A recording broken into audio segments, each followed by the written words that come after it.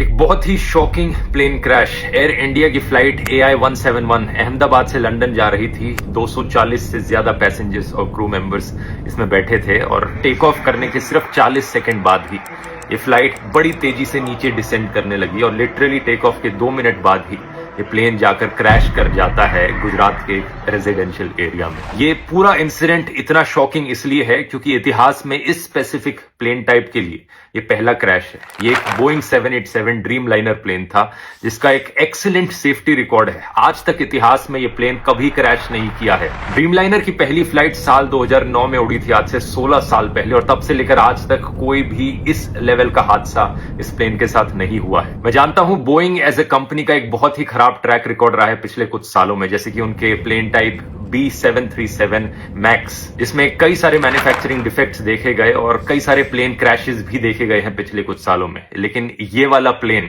वो नहीं था। इस प्लेन का स्पेसिफिक कोड नंबर VTANB था, जिसे आप इंटरनेट पर जाकर सर्च करोगे तो सारा डेटा मिल जाएगा। ये 11 साल पुराना प्लेन था, कोई ज्यादा पुराना प्लेन नहीं था। ड्रीम लाइनर्स का लाइफ स्पैन 20 से 30 साल तक का होता है। जो पायलट इस प्लेन को उड़ा रहे थे, कैप्टन सुमित सबरवाल, उनका खुद का भी 8200 फ्लाइट आवर्स का फ्लाइट एक्सपीरियंस था, जो कि बहुत अच्छा होता है। तो पायलट भी इनएक्सपीरियंस नहीं थे। अगला सवाल आपके दिमाग में आएगा कि क्या वेदर खराब था? ऐसा भी नहीं था। 1:30 बजे दोपहर के ये क्रैश हुआ। वेदर कंडीशंस अगर देखी जाए तो लगभग 40 डिग्री सेल्सियस के आसपास का तापमान था। कोई ज्यादा तेज हवाएं नहीं चल रही थी। विजिबिलिटी जो थी बहुत ही अच्छी थी, 6 किलोमीटर से ज्यादा की विजिबिलिटी। तो ऐसे में सवाल उठता है कि यहां प्रॉब्लम कहां पर हुई। इसका असली जवाब हमें जल्द ही पता लगेगा। अभी प्लेन के ब्लैक बॉक्स से इंफॉर्मेशन को रिट्रीव किया जा रहा है, लेकिन मोस्ट लाइकली ये पूरा हादसा एक बहुत ही भयंकर टेक्निकल फेलियर का लग रहा है। क्या यहां पर कोई इंजन फेलियर हुआ है मेंटेनेंस फेलियर की वजह से? इसका असली जवाब तो हमें तभी पता लगेगा जब ब्लैक बॉक्स को रिट्रीव करके